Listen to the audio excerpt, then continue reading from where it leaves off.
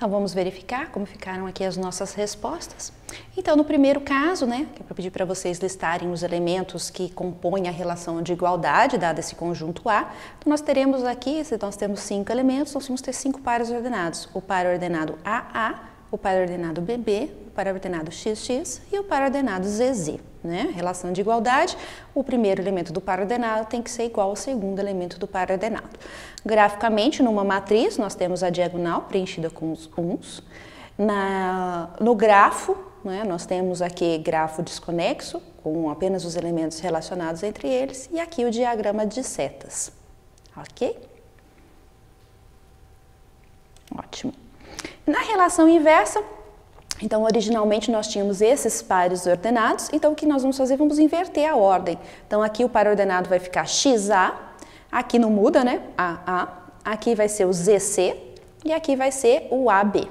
Tudo bem? Na nossa matriz, então, é só preencher os uns, aqui os 4 uns, e no diagrama de setas dessa maneira. Certo? Quais são as operações que nós podemos fazer em relação às relações, né? Todas as operações dos conjuntos se aplicam aqui às relações, já que uma relação é um conjunto de pares ordenados. Então, nós podemos fazer união, intersecção, complementar e assim por diante. Então, por exemplo, se eu der para falar para vocês que existem duas relações, a relação R e a relação S, definidas no conjunto dos naturais, como a relação R é a relação de igualdade, tá vendo? Ela relaciona o X com o Y se os dois forem iguais.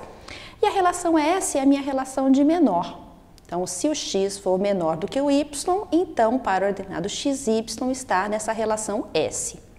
Então, por exemplo, se eu perguntar para vocês qual que é a relação obtida da união dos pares ordenados de R com os pares ordenados de S, como é que eu descreveria essa relação?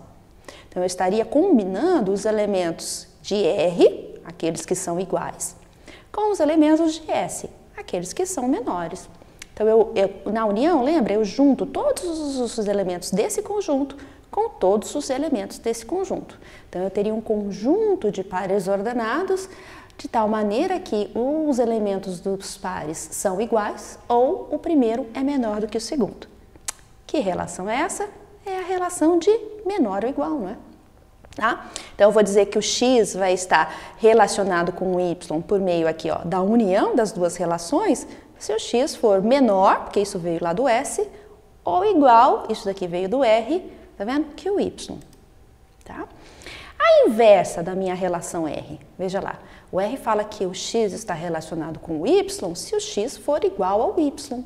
Qual é o oposto do igual? Esse é diferente, não é? Olha lá, então a inversa, ó, desculpa, a inversa não, gente, o complementar, né? O complementar de R, ó lá, vai ser a diferença. Então, todos os elementos que são iguais pertencem a R. E os que não pertencem a R são os que são diferentes. Isso daqui é o complementar, tá?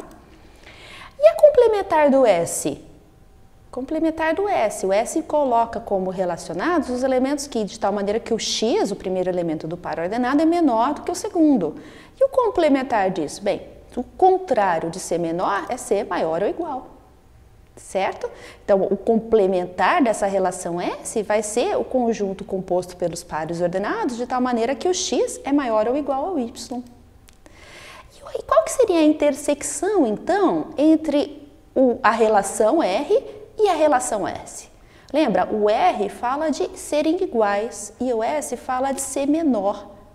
Existe alguma intersecção? Não, não é? Porque quando eu estou comparando dois elementos, eles podem ser iguais, menor ou maior, mas não os dois ao mesmo tempo, certo? Então, a intersecção de R com S vai dar um conjunto vazio. Então, vejam, eu consigo aplicar aqui as mesmas operações que eu fazia para conjuntos, porque relações são conjuntos de pares ordenados, certo? E graficamente, se a gente for pensar isso, como representar na matriz, não é? Então, a união de duas relações, da relação R com a relação S, que são relações aí de A para B, representada por suas matrizes booleanas M e N, respectivamente. Então, a união dessas duas relações, a gente vai representar por uma matriz P, e essa matriz P, ela vai ter 1 na sua na sua célula, né, na linha 1, na linha I e na coluna J, ela vai ter 1, se e somente se lá na minha matriz que representa a relação R, na linha I e na coluna J tiver 1, ou na matriz que representa a relação S, na linha I e na coluna J tiver 1. Eu estou fazendo a união delas. Eu vou combinar esse conjunto de pares, esses conjuntos de pares ordenados.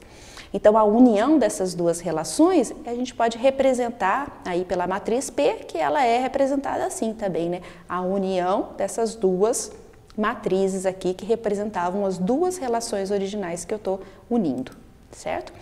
De maneira análoga, a minha intersecção, então, dessas duas matrizes, que agora eu estou representando a intersecção como uma matriz Q, ela só vai ter 1 na linha I e na coluna J se tiver 1 na linha I, coluna J de M, que é quem representa o R, né, é intersecção, na linha I, coluna J, da matriz que representa o S, que é a minha matriz N. Tá? E a gente representa, então, a intersecção dessas matrizes que representam as relações dessa maneira, que como um símbolo de E lógico.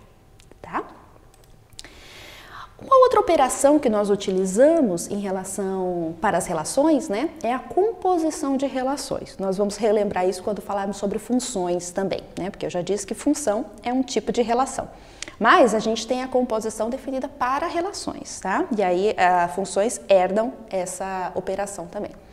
Então, sejam duas relações, R e S, a composição de R com S vai ser denotada assim. Vejam que a ordem inverte um pouco, tá? Na composição de R com S, a gente inverte a ordem na hora que a gente coloca aqui o símbolo, tá? Então, é S, o símbolo da composição R. Ela vai ser definida como esse conjunto de pares ordenados, AC, de tal maneira que vai existir um B que vai transitar, não é? Então, eu vou ter lá na minha relação de R um par ordenado de A para B e na minha relação de S um par ordenado de B para C, tá? Então, R aqui é a minha relação de onde parte a composição, por isso que eu falo a composição de R com S, né? Então, ele aparece aqui, se a gente for pensar, mais próximo do que vai ser aplicado, né? E então, R é o meu primeiro, onde vai ser lido o meu primeiro par ordenado e depois eu vou para S, tá certo?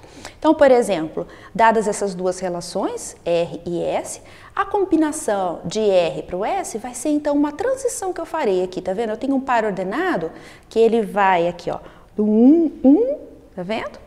E eu tenho um par ordenado, então, para eu transitar, eu tenho que ter esse par ordenado aqui, ó, esse B tem que pertencer ao S, que aqui não acontece, né? Mas, por exemplo, eu tenho 1, 4, olha aqui, e o 4, 1.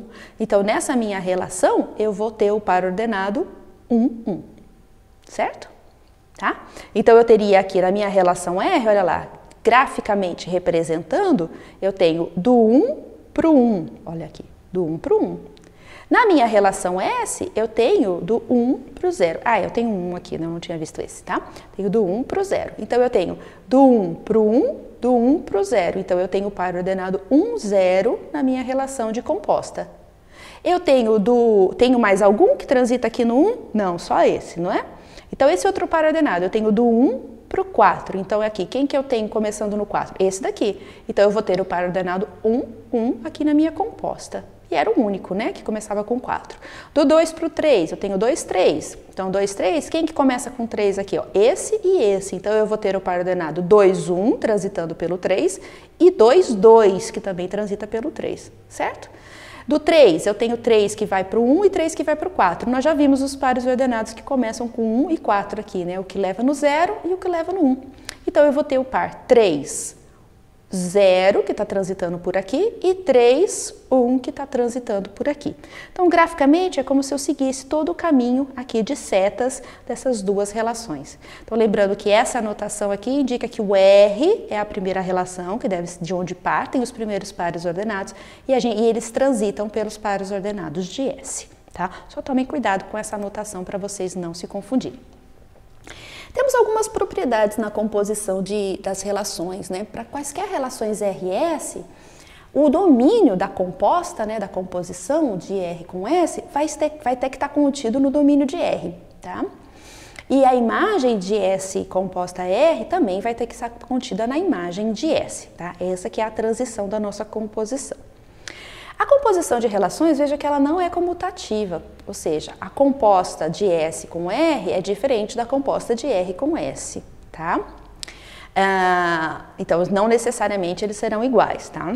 A inversa da composição das relações, ela também pode ser obtida pela composição das inversas na ordem inversa, certo? Então, ó, se eu quiser fazer lá aquela composição do S com R, lembra? O R aqui é de onde parte, né? Se eu fizer, então, essa composição e depois fizer a inversa, vai ser equivalente a fazer a composição das inversas, mas vejo que aqui eu vou inverter a ordem, não é? Aqui era S composta R, aqui vai ser R inversa composta S inversa, tá? Vamos ver se vocês entenderam aí a composição de relações e as inversas, não é? Então eu apresento aqui para vocês, já é um esquenta pro problema da aula de hoje, não é? Então aqui eu apresento para vocês duas relações, a relação R e a relação S.